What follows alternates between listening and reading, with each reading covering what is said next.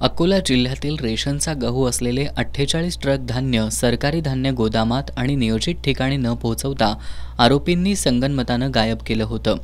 या प्रकरणी तब्बल 24 वर्षांनंतर निकाल देताना अकोला मुख्य न्यायदंडाधिकारी शीतल बांगड यांनी 29 फेब्रुवारी रोजी तत्कालीन निवासी उपजिल्हाधिकारी आणि जिल्हा पुरवठा अधिकाऱ्यांसह 7 जणांना शिक्षा ठोठावली आहे। यामध्ये अकोला जिल्ह्याचे तत्कालीन जिल्हा पुरवठा अधिकारी म्हणून काम केलेले आणि सध्याचे कोल्हापूर जिल्हा परिषदेचे मुख्य कार्यकारी अधिकारी असलेल्या संतोष पाटील यांचा देखील समावेश असल्यानं कोल्हापूर जिल्ह्यात एकच खळबळ उडाली आहे।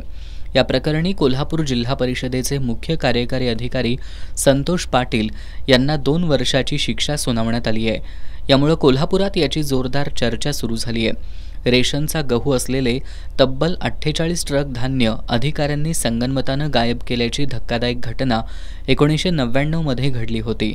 या प्रकरणी अकोटफैल पोलीस ठाण्यात सहाय्यक पुरवठा अधिकारी श्रावण बोर्डे यांनी 2000 साली फिर्याद दिली होती।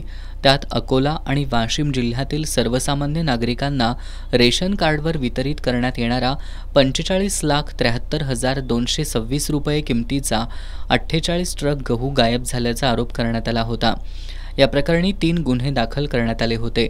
पोलीस तपासामध्ये ट्रान्सपोर्ट कॉन्ट्रॅक्टर रामदयाल गुप्ता, त्याच्या ट्रकचा चालक, मॅनेजर तसंच तत्कालीन निवासी उपजिल्हाधिकारी जगदीश मुन्नासिंग चव्हाण, तत्कालीन जिल्हा पुरवठा अधिकारी संतोष चंद्रकांत पाटील यांच्याविरुद्ध दोषारोपपत्र दाखल करण्यात आलं होतं। या खटल्याचा निकाल देताना मुख्य न्यायदंडाधिकारी यांनी 7 जणांना शिक्षा सुनावली आहे। यामध्ये जिल्हा परिषदेचे मुख्य कार्यकारी अधिकारी संतोष पाटील यांचा समावेश असल्यानं हे प्रकरण कोल्हापूर जिल्ह्यात चांगलंच चर्चेत आलंय। या निकालानंतर जिल्हा परिषदेचे मुख्य कार्यकारी पाटील हे 8 दिवसाच्या रजेवर गेल्याचं सांगण्यात येत आहे।